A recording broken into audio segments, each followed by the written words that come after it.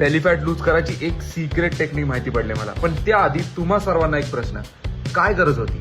जर तुम्हाला माहिती आहे की असा वाढलेला पोट चांगला नाही दिसणार, का फॅट गेन केलं बेलीमध्ये? बायसेप मध्ये करायचं, ट्रायसेप मध्ये करायचं, शोल्डर मध्ये करायचं, चांगलं दिसलं असतं. पण नाही, आम्हाला पोटच वाढवायचं होतं. अच्छा ठीक आहे, समज गया. खूप सेन्सलेस ब्लेम वाटतो ना हा?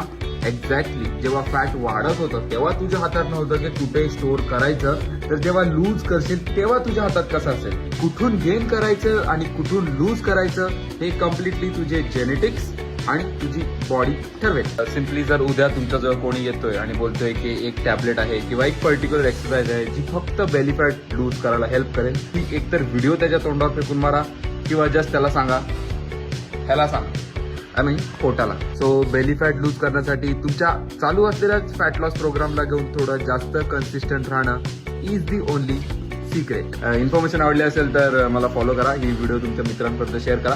आपण लवकरच भेटू अशा सिम्पल क्लिअरली एक्सप्लेन होणाऱ्या इन्फॉर्मेटिव्ह व्हिडिओजमध्ये. बाय.